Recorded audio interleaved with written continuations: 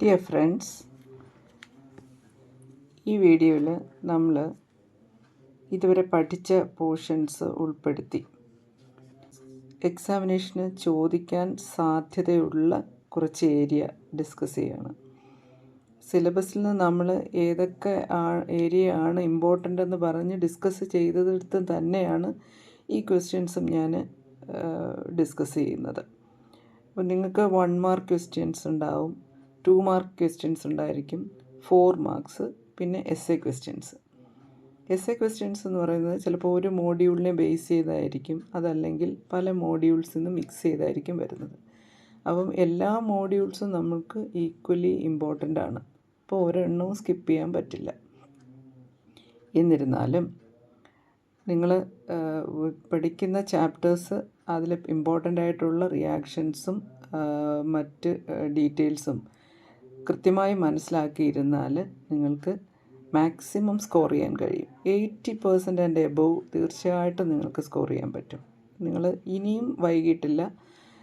ഓരോരോ റിയാക്ഷൻസ് എഴുതി പഠിച്ചുകൊണ്ട് ഇനിയുള്ള 2-3 ദിവസം കൂടി വളരെ ഊർജ്ജസ്വലമായിട്ട് പഠിക്കുകയും അത് തിരിച്ച് ഓർത്തെടുക്കുകയും എഴുതുകയും ചെയ്താൽ എന്തായാലും പരീക്ഷ വരെ നിങ്ങൾക്ക് ഇത് ഓർമ്മയിൽ വരികയും പിന്നെ അങ്ങനെ ഒരിക്കൽ പരീക്ഷ കൂടെ എഴുതി കഴിഞ്ഞാൽ പിന്നെ നമുക്കിത് എപ്പോഴും ഓർമ്മ കാണുകയും ചെയ്യും. അപ്പോൾ അത്തരത്തിൽ നമ്മൾ നേരത്തെ ഞാൻ സിലബസ് ഏതൊക്കെ പഠിക്കണമെന്ന് പറഞ്ഞ കാര്യങ്ങൾ തന്നെയാണ് ഒന്നും കൂടെ. ചിലരൊക്കെ ഇതിൽ പറയുന്നത് വെച്ച് പഠിക്കാമെന്ന് പറഞ്ഞ് കാത്തിരിക്കുന്ന കുറച്ച് പേരുണ്ട്. അപ്പോൾ അവർക്ക് വേണ്ടി ഇത് ചെയ്യുന്നത്. ഓക്കെ, എല്ലാവർക്കും പ്രയോജനപ്പെടട്ടെ. പിന്നെ എനിക്ക് യാതൊരു ഐഡിയ ഇല്ല, ആരാ ക്വസ്റ്റ്യൻ പേപ്പർ ഇടുന്നത് നമുക്കറിയില്ലല്ലോ. എന്തായാലും നമുക്ക് ഇതൊക്കെയാണ് സാധാരണ ചോദിക്കാൻ. പലപ്പോഴും നമ്മളിങ്ങനെ ഒന്ന് പ്രെഡിക്റ്റ് ചെയ്താൽ ചിലപ്പോൾ ഇതിൽ നിന്നൊക്കെ ഡിഫറെൻ്റായിട്ടും ക്വസ്റ്റ്യൻസ് വരാറുണ്ട്. പക്ഷേ എന്നിരുന്നാലും പഠിക്കുമ്പോൾ നമ്മൾ പ്രതീക്ഷ വെച്ച് തന്നെ പഠിക്കുക. അതുപോലെ തന്നെ നമ്മൾക്ക് ഒരു പ്രാർത്ഥനയോടെ നമ്മൾ പഠിച്ച ഏരിയയിൽ നിന്ന് തന്നെ ക്വസ്റ്റ്യൻസ് വരണേ എന്നുള്ളൊരാഗ്രഹത്തോടു കൂടി ആത്മാർത്ഥമായി പഠിച്ച് പരീക്ഷ എഴുതുക. അപ്പോൾ നമുക്കൊന്ന് നോക്കാം, ഒന്ന് റഫായിട്ട് നമുക്ക് ഏതൊക്കെ ക്വസ്റ്റ്യൻസ് ആയിരിക്കാം വരുന്നത്. അത് ഈ ക്വസ്റ്റ്യൻസ് ഇപ്പം നമ്മൾ ഒരു ടോപ്പിക്ക് പറയുന്നു, അത് പറയുമ്പോൾ അതിൽ നിന്ന് 1 മാർക്കിനാണെങ്കിൽ ആ 1 മാർക്കിന് ഒരു 1 വേർഡ് അല്ലെങ്കിൽ 1 സെൻറ്റൻസ് അല്ലെങ്കിൽ ഒരു ഇക്വേഷൻ, ആ രീതിയിൽ ആൻസർ എഴുതുക. അത് 2 മാർക്സിന് ചോദിക്കുവാണെങ്കിൽ അതേ രീതിയിൽ അതിനെ കാണുക. 4 മാർക്സിനാകുമ്പോൾ കുറച്ചുകൂടി ഡീറ്റെയിൽഡ് ആയിട്ട് കൊടുക്കുക. എസ്സേ ക്വസ്റ്റ്യനിലും ചിലപ്പോൾ ഒരു 5 മാർക്ക് സെഷനായിട്ടായിരിക്കും വരുന്നത്. അപ്പോഴും ആ ഒരു 4 or 5 മാർക്സിൻ്റെ രീതിയിൽ അത് എഴുതുക. കമ്പൽസറി ആയിട്ട് നിങ്ങൾക്ക് ഒരു ക്വസ്റ്റ്യന് റിയാക്ഷൻസ് ഉണ്ടെങ്കിൽ, ഇക്വേഷൻസ് ഉണ്ടെങ്കിൽ, ഡയഗ്രം ഉണ്ടെങ്കിൽ അതവിടെ വരച്ചിരിക്കണം. അത് വളരെ അത്യാവശ്യമാണ്. കാരണം കെമിസ്ട്രി പഠിക്കുമ്പോൾ നമ്മൾ ഹിസ്റ്ററി പോലെ എഴുതിയിട്ടൊരു കാര്യമില്ല. നമുക്ക് സോളിഡായിട്ടുള്ള എവിഡൻസ് ആണ് വേണ്ടത്. അതുകൊണ്ട് നിങ്ങൾക്ക് ഇക്വേഷൻസ് എഴുതണം, സ്ട്രക്ചർ ഉണ്ടെങ്കിൽ അത് എഴുതണം. ഇപ്പോൾ ഫോർ എക്സാമ്പിൾ ഞാൻ പറയാം, അനോമർ എന്ന് പറഞ്ഞു കഴിഞ്ഞാൽ ആ അനോമറിക് കാർബൺ എങ്ങനെ, പൈറനോസൈഡ് റിങ് എന്താണെന്നും അത് ബ്രേക്ക് ചെയ്തിട്ട് അതിൻ്റെ OH റൈറ്റിലും ലെഫ്റ്റിലും വരുമ്പോഴാണ്, അതായത് ഒരു നോൺ അസിമെട്രിക് ആയിട്ടുള്ള ഒരു കാർബൺ ആറ്റത്തിൽ നിന്ന് അസിമെട്രിക് ആയിട്ടുള്ള ഒരു കാർബൺ ആറ്റം ഉണ്ടായി വരുന്നതും അതിൻ്റെ കോൺഫിഗറേഷനിലുള്ള വ്യത്യാസം കൊണ്ട് അനോമർ ഉണ്ടാകുന്നതും. ആ രീതിയിൽ നമ്മുടെ ചെറിയ ചെറിയ ഷോർട്ട് വീഡിയോസൊക്കെ ഉണ്ട്. അപ്പോൾ അതൊക്കെ ഒന്ന് കണ്ടിട്ടൊന്ന് എഴുതണം. ഈ വീഡിയോ കണ്ട് പോവുകയല്ല ചെയ്യുന്നത്. നമ്മളിപ്പോൾ ഇത് എൻ്റർടൈൻമെൻറ്റ് വീഡിയോ അല്ല, എൻ്റർടൈൻമെൻറ്റ് പ്ലസ് എഡ്യൂക്കേഷനാണ് നമ്മൾ ഉദ്ദേശിക്കുന്നത്. അപ്പോൾ തീർച്ചയായിട്ടും ആ ഒരു വീഡിയോയും കണ്ട് നമുക്ക് ആവശ്യമുള്ള സ്ട്രക്ചേഴ്സൊക്കെ എഴുതി വെച്ച് തന്നെ പഠിക്കണം. ഇനിയും ഉണ്ട് സമയം. ഇത്രയും ഞാൻ ഉറപ്പ് പറയുന്നു, ഇത്രയും വീഡിയോസ് നിങ്ങൾക്ക് ഇരുന്ന് ഈ ദിവസങ്ങളിൽ ഒന്നും കൂടെ, നിങ്ങൾ പഠിച്ച കാര്യങ്ങളാണ്, അതുകൊണ്ട് ഒന്നും കൂടെ ഇരുന്ന് കണ്ട് ആവശ്യമുള്ള പോയിൻറ്റ്സ് എഴുതി എടുത്ത് വെച്ച് തന്നെ നിങ്ങൾക്ക് എക്സാമിനേഷനെ ധൈര്യപൂർവ്വം ഫേസ് ചെയ്യാൻ പറ്റും. ഓക്കെ, അപ്പോൾ നമുക്ക് സ്റ്റാർട്ട് ചെയ്യാം. നമ്മൾ ആദ്യം ഈ ആൽക്കഹോൾസ് ആണല്ലോ. ആൽക്കഹോൾസിനകത്ത് ഞാൻ ആദ്യം തന്നെ ഡിസ്കസ് ചെയ്ത ഒരു റീഅറേഞ്ച്മെൻറ്റ് റിയാക്ഷനാണ് പിനക്കോൾ. അപ്പോൾ അത് ഇതാണോ ചോദിക്കുന്നതെന്ന് ചോദിച്ചാൽ നമുക്കറിയില്ല, എന്നിരുന്നാലും ചോദിക്കാൻ സാധ്യതയുള്ളതാണ്. പിന്നെ റെയ്മർ-ടെയ്മൻ റിയാക്ഷൻ ഇതുണ്ട്. പിന്നെ Kolbe's reaction, Liebermann's nitroso reaction, Lederer Manasse reaction, Claisen rearrangement. ഇത് ആൽക്കഹോൾസിനും ഫീനോൾസിനും കൂടെ വരുന്നതാണ്. അപ്പോൾ അത് ഏതാണെന്ന് നോക്കുക. പിന്നെ ഈതേഴ്സിനാണ് ഈ റീപ്ലേസ് ആൻഡ് റീഅറേഞ്ച്മെൻറ്റ് വന്നിട്ടുള്ളത്. പിന്നെ ഇതിനകത്തെന്ന് പറയുന്നത് ഈ ഡിഫറൻസ് ബിറ്റ്വീൻ പിന്നെ aliphatic alcohols and aromatic alcohols, അല്ലെങ്കിൽ ആൽക്കഹോൾസ് ആൻഡ് ഫീനോൾസ് എന്ന് പറഞ്ഞു വരും. പിന്നെ മെത്തനോളും എത്തനോളും എങ്ങനെ തിരിച്ചറിയാം. പിന്നെ പ്രൈമറി, സെക്കൻഡറി, ടേഴ്സറി ആൽക്കഹോൾസിനെ ഡിസ്റ്റിങ്വിഷ് ചെയ്യാനുള്ള ടെസ്റ്റുകൾ നമ്മൾ ലൂക്കാസ് ടെസ്റ്റും വിക്ടർ മേയേഴ്സ് ടെസ്റ്റും പറഞ്ഞിട്ടുണ്ടായിരുന്നു. അത് പേര് പറഞ്ഞ് വേണമെങ്കിൽ ഒരു ടെസ്റ്റ് ചോദിക്കാം, അതല്ലെങ്കിൽ എനി ടെസ്റ്റ് എന്ന് പറഞ്ഞ് ചോദിക്കാം. അപ്പോൾ നിങ്ങൾക്ക് രണ്ടും എഴുതാം. അപ്പോൾ അതിലൊന്ന് പഠിച്ചാൽ മതി എന്ന് നമുക്ക് പറയാനൊക്കത്തില്ല, കാരണം അത് രണ്ടും അല്ലെങ്കിൽ മൂന്നോ ഉണ്ടെങ്കിൽ പഠിക്കുക. കാരണം നെയിം റിയാക്ഷനായിട്ട് ചോദിച്ചാൽ അത് തന്നെ എഴുതിയേ പറ്റുള്ളൂ, അതല്ലെങ്കിൽ നിങ്ങൾക്ക് ഏതും എഴുതാം. അപ്പോൾ ആ രീതിയിൽ ഇതിനെ പഠിക്കുക. മോഡ്യൂൾ 2 നിങ്ങൾക്ക് MPV റിഡക്ഷൻ റിയാക്ഷൻ, പ്രത്യേകിച്ച് റിഡക്ഷൻ റിയാക്ഷനിൽ MPV റിഡക്ഷനുണ്ട്, ക്ലെമൻസൺ റിഡക്ഷനുണ്ട്, വോൾഫ് കിഷ്ണർ റിഡക്ഷനുണ്ട്. ഇതെന്ന് പറയുന്നത് ആൽഡിഹൈഡ്സ് ആൻഡ് കീറ്റോൺസിലാണ്. പിന്നെ ഓക്സിഡേഷന് open air oxidation, Baeyer Villiger oxidation. പിന്നെ കണ്ടൻസേഷനാണ്, അതായത് അസിഡിറ്റി. ഇപ്പോൾ ഈ ആൽഡോളിൻ്റെയൊക്കെ ആൻസർ എഴുതുമ്പം അസിഡിക് ഹൈഡ്രജൻ്റെ റിയാക്ഷനാണ്, ആൽഫ ഹൈഡ്രജൻ്റെ റിയാക്ഷനാണ് എന്ന് മെൻഷൻ ചെയ്തിട്ടാണ്. അങ്ങനെയുള്ള വീഡിയോയിൽ നമ്മൾ പറയുന്നുണ്ട്, എടുത്ത് ഇമ്പോർട്ടൻറ്റ് പോയിൻറ്റ്സ് പറയുന്നുണ്ട്. ആ പോയിൻറ്റ്സ് സ്ട്രെസ് ചെയ്ത് തന്നെ എഴുതണം. എന്നിട്ട് അതിൻ്റെ റിയാക്ഷൻ എഴുതണം, ഇക്വേഷൻ എഴുതണം. ക്ലെയ്സ് ആൻഡ് ഷിമിറ്റ്, അതുപോലെ തന്നെ ബെൻസോയിൻ കണ്ടൻസേഷൻ, പിന്നെ പെർക്കിൻ ആൻഡ് നോവലേജൽ റിയാക്ഷൻ കണ്ടൻസേഷൻ. ഇതെല്ലാം നമ്മൾ ഓരോരോ വീഡിയോയിലായിട്ട് ഡിസ്കസ് ചെയ്തിട്ടുണ്ട്, അത് നിങ്ങൾ നോക്കുക. ഓക്കെ. ദെൻ മറ്റ് ചില reactions haloform reaction, Cannizzaro reaction, Beckmann rearrangement, ഇതെല്ലാം ആൽഡിഹൈഡ്സ് കീറ്റോൺസിൽ വരുന്നതാണ്. അപ്പോൾ ഇതെല്ലാം നോക്കുക. അപ്പോൾ ഇതെല്ലാം പഠിക്കുമ്പോൾ തന്നെ നിങ്ങൾക്ക് കുറേ ഫണ്ടമെൻ്റലായിട്ടുള്ള കുറച്ച് കാര്യങ്ങൾ അതിനകത്ത് നിന്ന് കിട്ടുന്നുണ്ട്. അപ്പോൾ എന്താണ് ഫോമാൽഡിഹൈഡ് തരുന്നത് ഏത്, അസറ്റാൽഡിഹൈഡ് തരുന്നത് ഏത്, ബെൻസാൽഡിഹൈഡ് തരുന്നത് ഏത് എന്ന് പറയുമ്പോൾ എന്താണ്, ഫോമാൽഡിഹൈഡും ബെൻസാൽഡിഹൈഡും തരുന്നത് എന്ന് പറയുമ്പോൾ അത് അതിൻ്റെ സിമിലാരിറ്റിയാണ്. അസറ്റാൽഡിഹൈഡ് തരുന്നതും ബെൻസാൽഡിഹൈഡ് തരാത്തതും എന്ന് പറയുമ്പോൾ അതതിൻ്റെ ഡിഫറൻസാണ്. ഇങ്ങനെ മനസ്സിലാക്കി പഠിച്ചാൽ നിങ്ങൾക്ക് ഇപ്പം ആലിഫാറ്റിക് ആൽഡിഹൈഡ്സും അരോമാറ്റിക് ആൽഡിഹൈഡ്സും തമ്മിലുള്ള വ്യത്യാസം എഴുതാൻ പറ്റും, ഫോമാൽഡിഹൈഡും അസറ്റാൽഡിഹൈഡും തമ്മിലുള്ള വ്യത്യാസം എഴുതാൻ പറ്റും. അപ്പോൾ ഇത് നിങ്ങൾ എങ്ങനെ പഠിക്കുന്നു എന്നുള്ളതിനെ നോക്കിയാണ് നിങ്ങൾക്ക് മറ്റു ക്വസ്റ്റ്യൻസ് ആൻസർ ചെയ്യാൻ പറ്റുന്നത്. അപ്പോൾ അത് നോക്കുക. കമ്പാരിറ്റീവ് സ്റ്റഡി ഓഫ് ഫോമാൽഡിഹൈഡ് അസറ്റാൽഡിഹൈഡും ഉണ്ട്, അതുപോലെ തന്നെ ജനറലായിട്ട് അസറ്റാൽഡിഹൈഡും ബെൻസാൽഡിഹൈഡിൻ്റെയും സിമിലാരിറ്റീസും ഡിഫറൻസസും.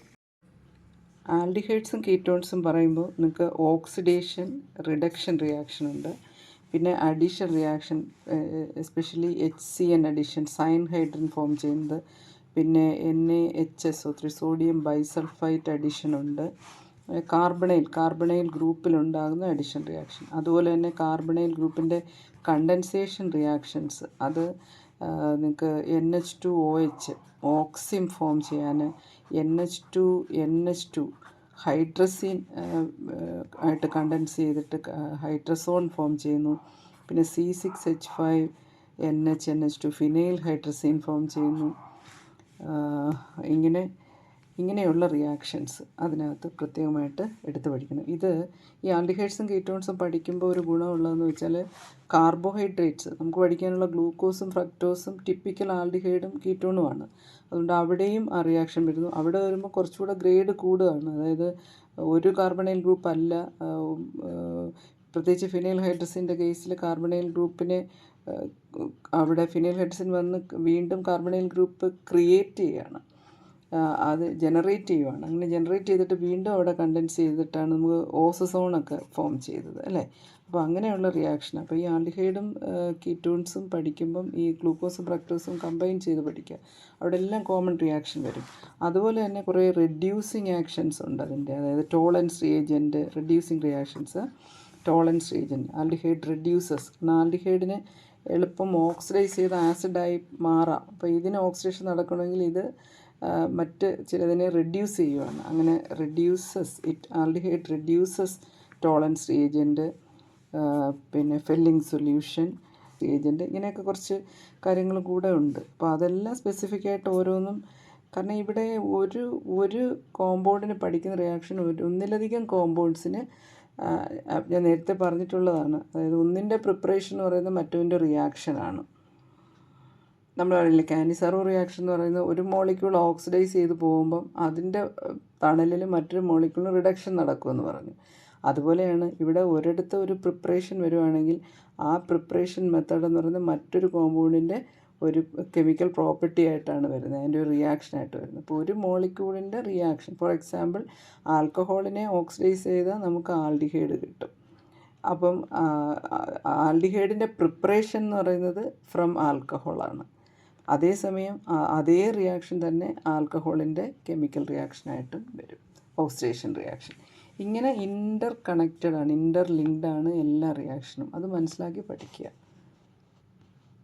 ഇങ്ങനെയൊക്കെയുള്ള ക്വസ്റ്റ്യൻസ് അവിടുന്ന് പ്രതീക്ഷിക്കാം. പിന്നെ കോമൺ ആയിട്ട് നമുക്ക് എല്ലാ മോഡ്യൂൾസിലും ഉള്ളതെന്ന് പറയുന്ന ഒരു ക്വസ്റ്റ്യനാണ് സ്റ്റെപ്പിംഗ് അപ്പ് എന്ന് പറയുന്നത്. അതായത് ഒരു ലോവർ ആൽഡിഹൈഡിൽ നിന്ന് എങ്ങനെ ഹയർ മെമ്പർ കിട്ടും, അല്ലെങ്കിൽ ലോവർ ആൽക്കഹോളിൽ നിന്ന് എങ്ങനെ ഹയർ ആൽക്കഹോൾ കിട്ടും. ഇനി അതല്ല, ലോവർ കാർബോക്സിലിക് ആസിഡിൽ നിന്ന് ഹയർ കാർബോക്സിലിക് ആസിഡ് എങ്ങനെ കിട്ടും. ഇങ്ങേയറ്റം ഗ്ലൂക്കോസിൽ വരുമ്പോൾ നമ്മൾ ഒരു 5 കാർബൺ ഷുഗറിനെ എങ്ങനെ 6 കാർബണാണ്, കില്യാണി ഫിഷർ സിന്തസിസ് നിങ്ങൾ പഠിച്ചു. തിരിച്ച് ഹയർ മെമ്പറിനെ എങ്ങനെ ലോവർ ആക്കാം. ഈ തരത്തിലുള്ള എല്ലാ റിയാക്ഷൻസും എല്ലാ മോഡ്യൂളിൽ നിന്നും എക്സ്പെക്റ്റ് ചെയ്യാം. അപ്പോൾ പ്രിപ്പറേഷൻ നോക്കണം. പിന്നെ അതിൻ്റെ കെമിക്കൽ റിയാക്ഷൻസ് ഇമ്പോർട്ടൻ്റ് ആയിട്ടുള്ള റിയാക്ഷൻസ് ആണ് നമ്മൾ ഈ പറഞ്ഞിരിക്കുന്നത്. അപ്പം അരോമാറ്റിക് റിങ് വരുമ്പോഴത്തേക്ക് ഇലക്ട്രോഫിലിക് സബ്സ്റ്റിറ്റ്യൂഷൻ വരും. ആലിഫാറ്റിക് കോമ്പൗണ്ട്സിനാണെങ്കിൽ ന്യൂക്ലിയോഫിലിക് സബ്സ്റ്റിറ്റ്യൂഷൻ ആയിരിക്കും വരുന്നത്. ഓക്കെ, അവിടെ പ്രൈമറി, സെക്കൻഡറി, ടേർഷ്യറി കാർബോണിയം അയോൺസിൻ്റെ സ്റ്റെബിലൈസേഷൻ അവിടെ വരും. അപ്പോൾ ഇതെല്ലാം നമ്മൾ ഡിസ്കസ് ചെയ്ത കാര്യങ്ങളാണ്. അപ്പോൾ അങ്ങനെ ആ കാര്യങ്ങൾ മനസ്സിലാക്കി കഴിഞ്ഞാൽ പിന്നെ ക്വസ്റ്റ്യൻ എങ്ങനെയാണ് വരുന്നതെന്ന് വെച്ചിട്ട് ആൻസർ ചെയ്യാൻ പറ്റും. പിന്നെ അടുത്തത് മോഡ്യൂളിലേക്ക് വരുമ്പോഴത്തേക്ക് കാർബോക്സിലിക് ആസിഡിൽ വരുമ്പം ഇമ്പോർട്ടൻ്റ് ആയിട്ടുള്ള റിയാക്ഷൻ എന്ന് പറയുന്നത് HBZ റിയാക്ഷനാണ്. അത് നമ്മൾ ഹാലോ എന്ന് പറഞ്ഞിട്ട് ഹെൽ വോൾഹാർഡ് സെലിൻസ്കി റിയാക്ഷൻ എന്ന് പറഞ്ഞ് നമ്മളൊരു വീഡിയോ ചെയ്തിട്ടുണ്ട്, അത് കാണുക. പിന്നെ calls electrolytic method, courteous reaction, fries rearrangement, ഇതൊക്കെ വീഡിയോയിൽ ഉണ്ട്. പിന്നെ നൈട്രോ അമിനോ ഡെറിവേറ്റീവ്സിൽ ഹോഫ്മാൻ ബ്രോമമൈഡ്, ഇത് താലിമൈഡ് റിയാക്ഷനും ബ്രോമമൈഡ് റിയാക്ഷൻ എന്നും പറഞ്ഞ് ഒരു വീഡിയോയിലുണ്ട്, അത് കാണുക. പിന്നെ കാർബിലാമിൻ അതിന് പ്രത്യേകം ചെയ്തിട്ടുണ്ട്. പിന്നെ HNO2, പിന്നെ അതുപോലെ തന്നെ ഹിൻസ്ബർഗ് റിയാക്ഷനും ചെയ്തിട്ടുണ്ട്. ഇതിനകത്ത് മെൻഷൻ ചെയ്തിട്ടില്ല. ഹിൻസ്ബർഗ് റിയാക്ഷനും, അതായത് പ്രൈമറി, സെക്കൻഡറി, ടേർഷ്യറി അമീൻസിനെ തിരിച്ചറിയുന്നതിനുള്ള. പിന്നെ മാനിക് ബേസ് എന്താണെന്ന് ചോദിക്കാം. മാനിക് റിയാക്ഷൻ അത് ഞാൻ വീഡിയോ ചെയ്തിട്ടില്ല, നിങ്ങൾ പഠിച്ചോളുക. പിന്നെ മോഡ്യൂൾ 5 കാർബോഹൈഡ്രേറ്റിൻ്റെ കംപ്ലീറ്റ് ആയിട്ട്, അതായത് conversion of glucose to fructose, അതുപോലെ തന്നെ stepping up, stepping down, mutarotation, epimer, anomer, ഇങ്ങനെയുള്ള കാര്യങ്ങളെല്ലാം ഒരുവിധം ഡിസ്കസ് ചെയ്തിട്ടുണ്ട്. പിന്നെ സൂക്രോസിൻ്റെ സ്ട്രക്ചർ, പിന്നെ ഫ്യുറാനോ സ്ട്രക്ചർ, പൈറാനോ സ്ട്രക്ചർ, ഇങ്ങനത്തെ കുറേ കാര്യങ്ങൾ ഈ കാർബോഹൈഡ്രേറ്റുമായിട്ട് ബന്ധപ്പെട്ട് പല വീഡിയോയിലായിട്ട് ഷോർട്ട് വീഡിയോയും അല്ലാതെ ഉള്ള വീഡിയോസും ചെയ്തിട്ടുണ്ട്, അതൊക്കെ നോക്കുക. പിന്നെ ഓർഗാനോമെറ്റാലിക്സ് പലപ്പോഴും അതിനകത്തുള്ള ഇമ്പോർട്ടൻ്റ് ആയിട്ടുള്ള lithium aluminium hydride, sodium borohydride, ഇതിൻ്റെയൊക്കെ ഒരു അതിൻ്റെ ഒരു ഇമ്പോർട്ടൻ്റ് ആപ്ലിക്കേഷൻസൊക്കെ ഒരു ചെറിയ വീഡിയോ ആയിട്ട് ചെയ്ത് അത് കുറച്ച് റിയാക്ഷൻസും കൂടെ നിങ്ങളത് പഠിക്കുക. പിന്നെ റിഫോമിൻസ്കി റിയാക്ഷൻ, ഒരുപാട് റിയാക്ഷൻസ് ആയതുകൊണ്ട് ഞാൻ തൽക്കാലം ഇതിനെക്കുറിച്ച് വീഡിയോ ചെയ്തില്ല. ഇതൊരു സിങ്കിൻ്റെ റിയാക്ഷനാണ്. എസ്റ്റേഴ്സാണ് അവിടെ എസ്റ്ററും ആൽഡിഹൈഡും കൂടെ റിയാക്ട് ചെയ്ത് zinc in ethereal medium beta hydroxy എസ്റ്ററായിട്ട് മാറുന്ന ഒരു റിയാക്ഷനാണ്. അപ്പോൾ അത് നിങ്ങളൊന്ന് നോക്കി പഠിക്കുക. പിന്നെ ക്ലേസൻ കണ്ടൻസേഷൻ. ഓർഗാനോമെറ്റാലിക്സിൽ നിങ്ങൾക്ക് RMgX Grignard reagent, lithium alkyl, പിന്നെ സിങ്ക് കോമ്പൗണ്ട്സ്, പിന്നെ ഈഥൈൽ അസറ്റോ അസറ്റേറ്റ്, ആക്റ്റീവ് മെത്തൈൻ കോമ്പൗണ്ട്സിനകത്ത് വരുന്ന ഈഥൈൽ അസറ്റോ അസറ്റേറ്റ്, അതിൻ്റെ സ്ട്രക്ചറും അതിൻ്റെ ഇമ്പോർട്ടൻ്റ് സിന്തറ്റിക് ആപ്ലിക്കേഷൻസും വേണം. പിന്നെ ചില സ്പെഷ്യൽ റിയേജൻസ് നമ്മൾ വീഡിയോ ചെയ്തിട്ടുണ്ട്. അതിലാണ് sodium borohydride, lithium aluminium hydride, selenium dioxide, ഇതൊക്കെ വരുന്നത്. അപ്പോൾ അത് നോക്കുക. പിന്നെ ഒരു ജനറൽ ക്വസ്റ്റ്യൻസ് ആയിട്ട് നിങ്ങൾക്ക് സൂപ്രാമോളിക്യൂൾസ്, ഗ്രീൻ കെമിസ്ട്രി അപ്രോച്ച്, പിന്നെ 12 principles of green chemistry, 12 principles of green, പിന്നെ ആറ്റം എക്കോണമി, ഇതൊക്കെ നമുക്ക് വീഡിയോയിൽ ഡിസ്കസ് ചെയ്തിട്ടുള്ളതാണ്. അപ്പോൾ ഇത്തരം കുറച്ച് ഡിസ്ക്രിപ്റ്റീവ് ടൈപ്പ് ക്വസ്റ്റ്യൻസും കൂടെ പഠിച്ചു വയ്ക്കേണ്ടതാണ്. ഓക്കെ, ഏതാണ്ട് ഇത്രയുമൊക്കെ പോർഷൻസ് പഠിച്ചു കഴിഞ്ഞാൽ എന്തായാലും നിങ്ങൾക്കൊരു 60% മാർക്സ് ഉറപ്പാണ്. അപ്പം ഇതിനകത്ത് പറഞ്ഞിരിക്കുന്ന റിയാക്ഷൻസ് മനസ്സിലാക്കി പഠിക്കുക, അതുപോലെ തന്നെ അവിടുത്തെ റിയാക്ഷൻ മെക്കാനിസവും മനസ്സിലാക്കുക. അപ്പോൾ ഇതിലെ നെയിം റിയാക്ഷൻസിൻ്റെ എല്ലാത്തിൻ്റെയും തന്നെ മെക്കാനിസവും ചോദിച്ചിട്ടുണ്ട്, മെക്കാനിസവും പഠിക്കാനുണ്ട്. അപ്പോൾ അത് ഈ ഓരോ റിയാക്ഷനും എക്സ്പ്ലെയിൻ ചെയ്യുന്ന സമയത്ത് അവിടുത്തെ ഇലക്ട്രോൺ ഷിഫ്റ്റും ആറ്റം മൈഗ്രേഷനും ഗ്രൂപ്പ് മൈഗ്രേഷനും ഒക്കെ പറഞ്ഞിട്ട് തന്നെ ഉണ്ട്.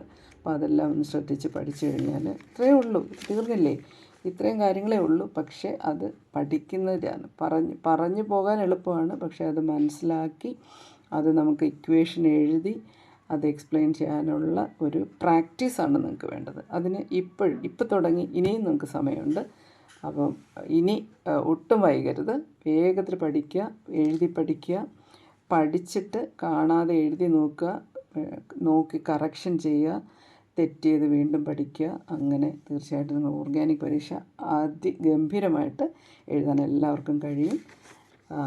എല്ലാവർക്കും നല്ല ഒരു എക്സാമിനുള്ള സർവ്വ ആശംസകളും ഭാവുകങ്ങളും നേരുന്നു. Thank you so much. നമുക്കിനി അടുത്ത സെമസ്റ്ററിൽ കാണാം. ഓക്കെ.